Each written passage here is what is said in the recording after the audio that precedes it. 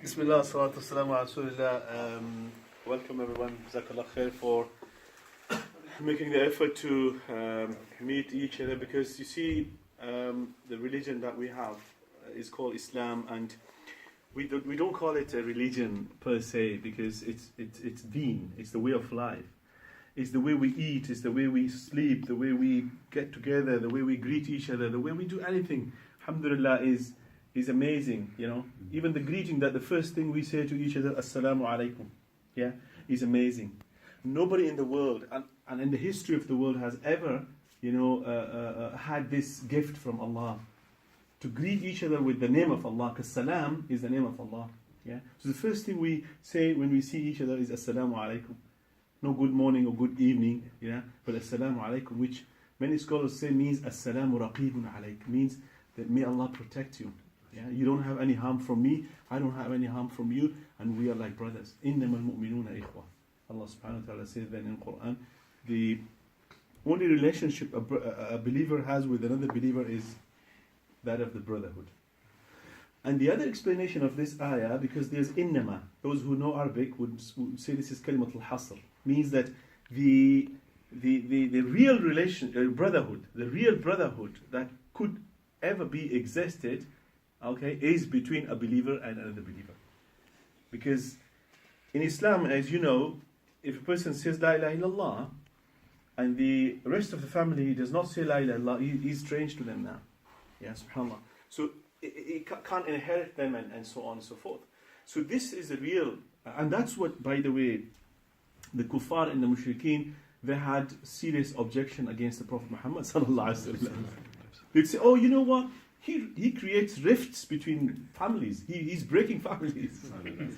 But subhanAllah. So this is the real brotherhood that we have. And I'll just mention one hadith, you know, regarding this, and inshallah I'll conclude. The hadith is in Mishkat and different other books of hadith, which says that whenever a person goes to another place to meet his brother in Islam, in faith, Allah subhanahu wa ta'ala sends an angel, specifically appoints an angel. That angel asks this person who's going to go to the village to meet the brother, and he says to the person that, where are you heading to? Where are you going? And the brother says, well, I'm going to this village to meet this other person. He said, well, why are you going to meet him? He said, well, because I love him for the sake of Allah, and he's my brother. He said, have you got anything? Like, does he owe you anything, or you got any other business with him?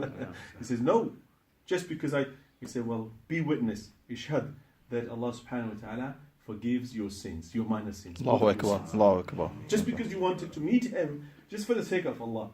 And this is today, is something that is not existent. People don't meet each other for the sake of Allah. They don't even. One of the dunya.